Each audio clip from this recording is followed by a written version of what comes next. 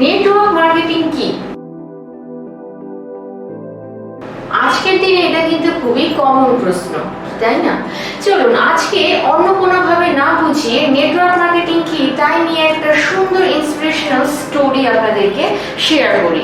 তবে ইন্সপিরেশনাল স্টোরিটা কিন্তু কোনো কাল্পনিক ঘটনা, একটা বাস্তব ঘটনার উপর ভিত্তি করেই তৈরি। এই স্টোরিটি হলো ধীরুভাই আম্বানি। ধীরুভাই আম্বানিকে কিন্তু আমরা সবাই চিনি। আপনারা সবাই এটা জানেন যে ধীরুভাই আম্বানি কিন্তু আগে একটা পেট্রোল পাম্পে কাজ করতেন। পেট্রোল পাম্পে কাজ করলেও ধীরুভাই আম্বানির মধ্যে সবসময় মাথায় একটা চিন্তায় ঘুরতো, কিভাবে পেট্রোল পাম্পের কাজটার পরে যে এক্সট্রা সময়টা পাওয়া যায় সেটাকে ইউজ করা যায় এবং একটা কোনো সিস্টেম তৈরি করা যায়। এতটাই বিজনেস মাইন্ডেড ছিলেন।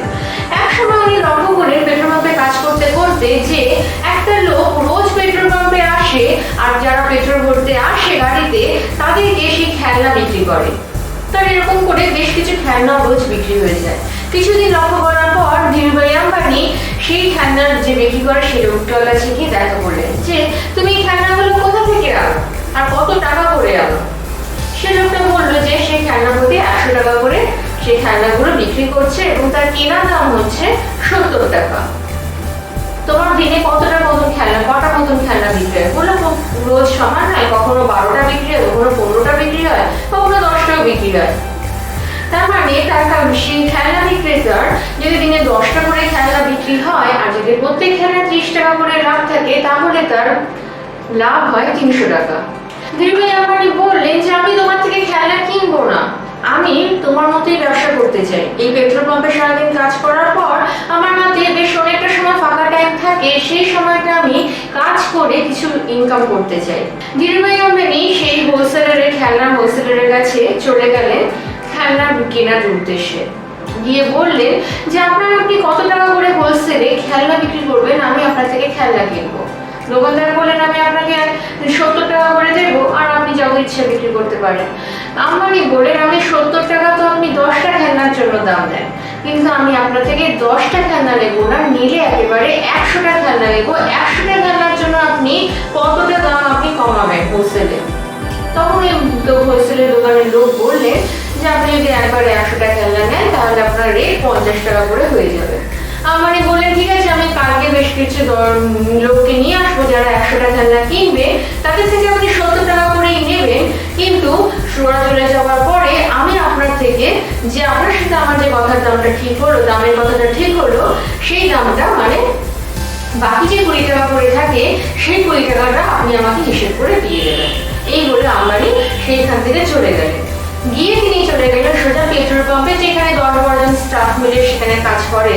তাদেরকে গিয়ে বললেন চল আমরা বিকেল 5টার পর তো আমাদের পুরো ফ্রি টাইম থাকে, এই সময়টা আমরা অল্টারনেট করে যাদের যাদের যে সময়টা ফ্রি থাকে সেই সময়টা আমরা অল্টারনেট করে খেলনা বিক্রি করতে পারি। প্রত্যেক খেলনা যদি 30 টাকা করে লাভ হয় আর 10টা করে খেলনা বিক্রি করতে পারি তাহলে আমাদের 300 টাকা করে এক্সট্রা উপার্জন হবে, যেটা কিন্তু খুব ভালো।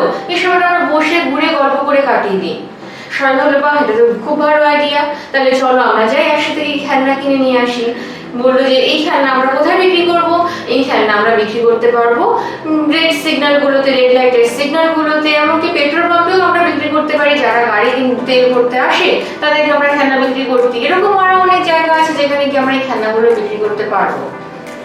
তো তারা সবাই মিলে চলে গেল পরের দিন সেই হোলসেলারের কাছে। 10 জন মতন লোক প্রত্যেকে 10টা করে খেলনা কিনে নিল 70 টাকা দিয়ে, এবং তারা সেই খেলনাটাকে তাদের পেট্রোল পাম্পে যে সময়টা তারা ফ্রি ছিল সেই সময়টা 3 ঘন্টা ধরে টানা পরিশ্রম করে তারা ওই 10টা করে খেলনা বিক্রি করতে লাগলো।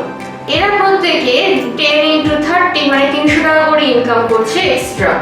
আপনি ভাবছেন এটা তো দারুণ ব্যাপার, 300 টাকা করে যদি পার্ট টাইমে 2-3 ঘন্টা কাজ করলে পাওয়া যায় তাহলে মন্দ কি? কিন্তু আসল ব্যাপারটা শুনুন। একবার ধীরুভাই আম্বানির বিজনেস প্ল্যানের কথা ভাবুন। একজনের একটা খেলনা বিক্রি করলে আম্বানির লাভ হয় 20 টাকা, সেখানে 10টা খেলনা বিক্রি হচ্ছে মানে আম্বানির একজনের থেকে লাভ হচ্ছে 200 টাকা।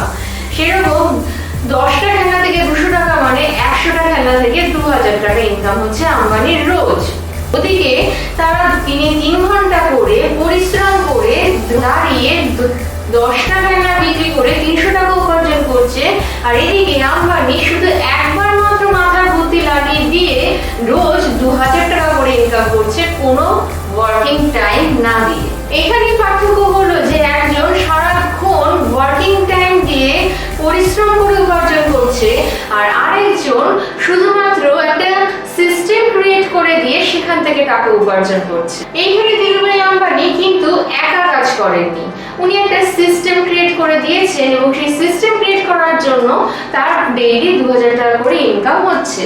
এইভাবে পাশের লোক, পেট্রোল পাম্পের লোকরাও ইন্সপায়ার হয়ে যে তোমরা কি করছো এখানে, এবং ইন্সপায়ার জানতে পারে যে তারা খেলনা বিক্রি করে তারা এক্সট্রা ইনকাম করছে। এই ভেবে তারাও ইন্সপায়ার হয়ে আম্বানির সাথে সেই হোলসেলারের কাছে যায়, আর এর ফলে আম্বানির নেটওয়ার্ক কিন্তু আস্তে আস্তে বাড়তে থাকে। আর যত নেটওয়ার্ক বাড়তে থাকে তত তার প্যাসিভ ইনকাম কিন্তু বাড়তে থাকে। নেটওয়ার্ক মার্কেটিং কিন্তু আপনাকে কখনো বলবে না যে আপনি একা পরিশ্রম করুন, আপনি একা কাজ করুন, আপনি একা গিয়ে প্রোডাক্ট বিক্রি করুন, বা আপনি একা গিয়ে খেলা বিক্রি করুন, বা আপনি একা গিয়ে কাউকে কোনো প্ল্যানও শো করুন।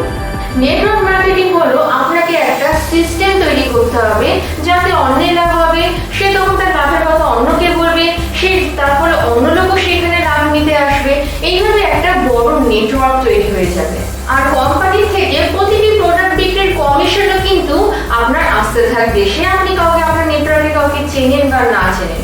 যেমন এটি ধীরুভাই আম্বানির ক্ষেত্রে হয়েছিল, যেখানে তার আস্তে নেটওয়ার্ক অনেকটা বড় হয়ে যাওয়া সত্ত্বেও প্রত্যেক খেলনা পিছু 20 টাকা তিনি কমিশন পেয়েই যাচ্ছিলেন। কোনো রকম কাজ না করেই কিন্তু এই ইনকামটা জেনারেট হচ্ছিল। তবে একটা জিনিস কিন্তু আপনাকে মাথায় রাখতে হবে, এই সিস্টেমটা জেনারেট হওয়া পর্যন্ত কিন্তু আপনাকে ধৈর্য, অপেক্ষার, পরিশ্রমটা করতেই হবে। একবার যখন এই সিস্টেম জেনারেট হয়ে যাবে তখন আপনার এই ব্যবসার দিকে বা এই নেটওয়ার্কের দিকে তাকিয়ে থাকার কোনো প্রয়োজন নেই, কারণ সেই নেটওয়ার্ক অটোমেটিক আপনার ওয়েলথটা দিতেই থাকবে তার সময় মতো।